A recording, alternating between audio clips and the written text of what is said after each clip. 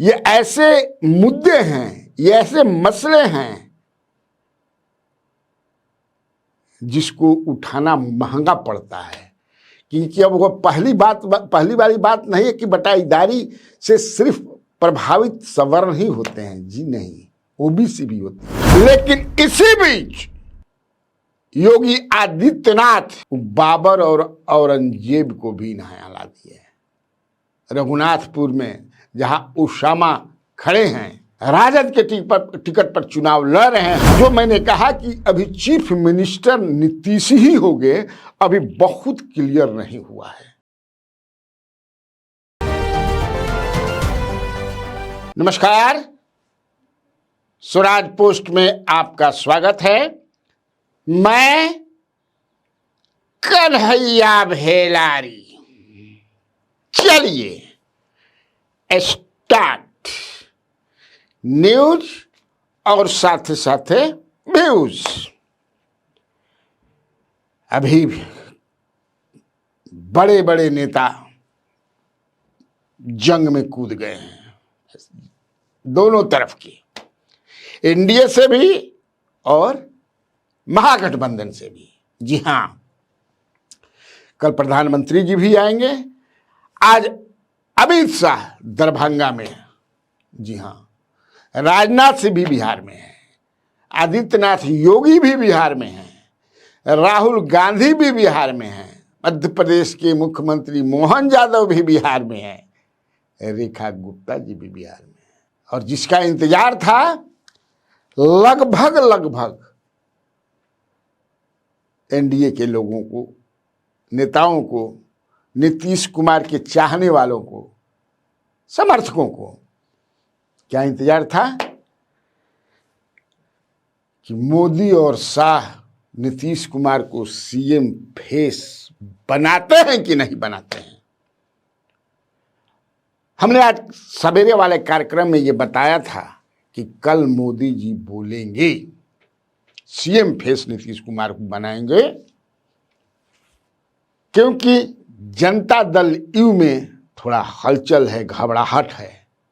जब से आदरणीय अमित शाह ने एक टीवी शो में कहा कि मिल बैठकर के तय होगा कि कौन सीएम फेस होगा, लेकिन आज की सभा में अमित शाह ने कहा कि सीएम की कोई वैकेंसी नहीं है। राहुल बाबा, राहुल गांधी जो भी है, वैकेंसी नहीं है। हालांकि अभी भी मैं इसको अपने तरह से क्लियर नहीं मानता। वैकेंसी नहीं है, यहां नीतीश कुमार हैं और वहां मोदी जी हैं। लेकिन जिस तरह से 2020 में बोला जा रहा था आदरणीय प्रधानमंत्री के द्वारा और आदरणीय अमित शाह के द्वारा कि यही होंगे सीएम, ऐसी बात अभी भी नहीं है। आज का आप सुन लीजिए उनका भाषण। सोनिया जी राहुल को बनाना चाहते हैं और लालू जी अपने बेटे को बनाना चाहते हैं। दोनों को मैं कह देता हूं, सीएम या पीएम कोई भी सीट खाली नहीं है। यहां नीतीश कुमार जी है, वहां मोदी जी। आपके लिए सीटें खाली नहीं है। सुन लिया आपने अमित शाह जी का भाषण। अब आपको ले चलता हूं मैं राहुल गांधी। जबरदस्त अटैक किया उन्होंने प्रधानमंत्री नरेंद्र मोदी पर। असली जमुना में नहाते हैं कि नकली जमुना में नहाते हैं। शिक्षा की बिहार में क्या स्थिति है, पेपर लीक कैसे होता है, मेड इन चाइना की बात करते हैं प्रधानमंत्री नरेंद्र मोदी, जबकि होना चाहिए मेड इन बिहार की बात। बिहार में बहुत कुछ हो सकता है। राहुल गांधी ने विस्तार से यह बताया कि यहां टूरिज्म की भी अब अपार संभावनाएं हैं। आप उनका भी भाषण सुन लीजिए, क्योंकि दो बड़े नेता हैं। वैसे आपने सुना होगा लाइव में, लेकिन फिर सुन लीजिए। 20 साल से आपकी सरकार आपको झूठे वायदे करती रहती है, मगर आपकी जो शिक्षा का सिस्टम है, कॉलेजेस, यूनिवर्सिटीज, स्कूल, स्वास्थ्य का जो सिस्टम है, अस्पताल, प्राइमरी हेल्थ केयर सेंटर, ये सारे के सारे खत्म हो गए हैं। बिहार का युवा मेहनत जितनी करना है कर ले, मगर एग्जाम में वो ही आगे जाएगा जिसको पहले पेपर मिल जाता है। सही है ना? जब भी एग्जाम होता है उससे पहले, एक दिन पहले, अमीर बच्चों को, जिनके जान पहचान है, उनको पेपर मिल जाता है। और बिहार के युवाओं की जो मेहनत है, बिहार की जो ईमानदारी, जो सच्चाई है, उसको थप्पड़ लगता है। यह आपके साथ हर रोज हो रहा है। अभी तेजस्वी जी ने कहा, अमित शाह ने कहा कि जमीन की कमी है। कहा ना? अच्छा बताओ भैया, जमीन की कमी है तो अदानी को 1 रुपए में कौन सी जमीन दी जा रही है? क्या वो बिहारी जमीन नहीं है क्या? कि वो किसान, बिहार के किसान की जमीन नहीं है क्या? जब अंबानी अदानी को जमीन देनी होती है तो जमीन मिल जाती है। जब किसान से जमीन छीननी होती है, 2 मिनट में इनको जमीन मिल जाती है। मोदी जी कहते हैं मैं जाके यमुना में स्नान करूंगा, छठ पूजा का टाइम है। कहा नहीं कहा? आपको दिखाने के लिए ड्रामा। मैंने पिछली मीटिंग में कहा, देखो भैया, चुनाव से पहले आप मोदी जी से कुछ भी करवाना चाहते हो करवा सकते हो। अगली मीटिंग में आएंगे, भीड़ से कोई कहेगा, एक आदमी नहीं, अगर भीड़ से 200 लोगों ने कहा मोदी जी स्टेज पे जरा डांस कर दीजिए, हम वोट देंगे, डांस शुरू हो जाएगा।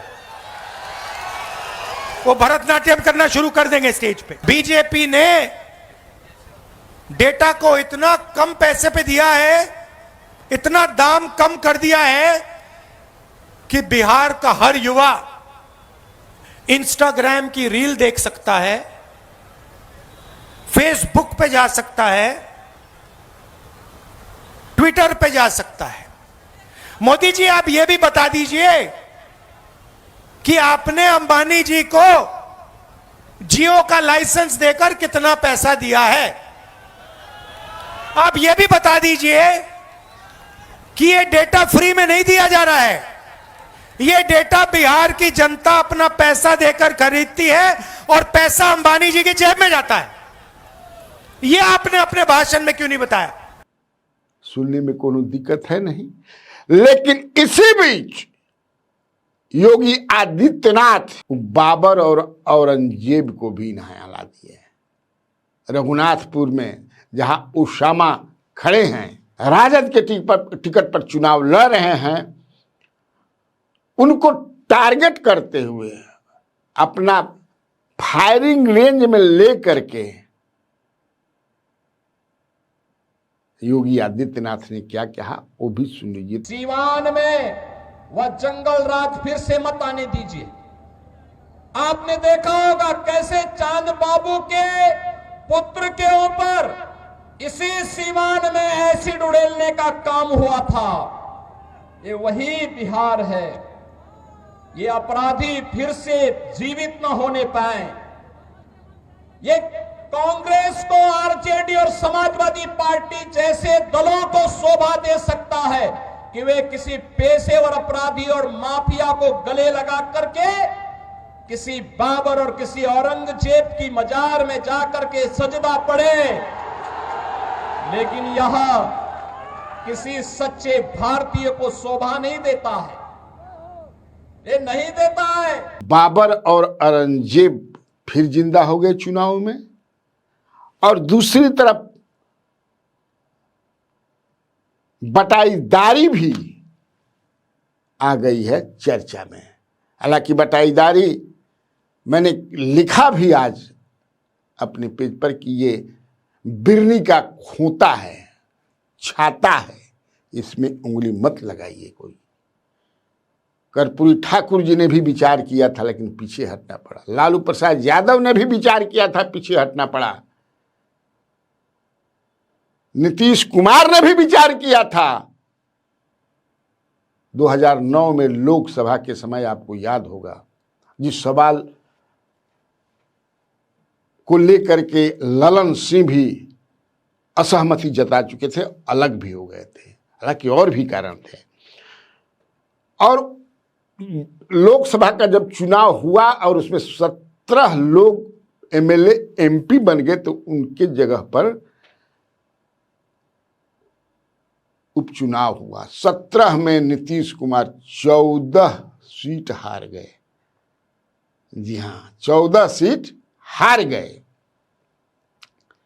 इसके बाद उन्होंने बदल लिया मिजाज अपना, और 2010 के चुनाव में बहुत ही सफाई देना पड़ा कि मैं कहीं से भी बटाईदारी बिल हो, बटाईदारी की बात मैं नहीं कर रहा हूं, ये झूठ है, अफवाह है। इसके बाद लोगों ने उनकी बात पर विश्वास की और थंबिंग मेजॉरिटी से उनको सत्ता में दोबारा लाया, जनता लाई। ये जान लीजिए, ये ऐसे मुद्दे हैं, ये ऐसे मसले हैं जिसको उठाना महंगा पड़ता है।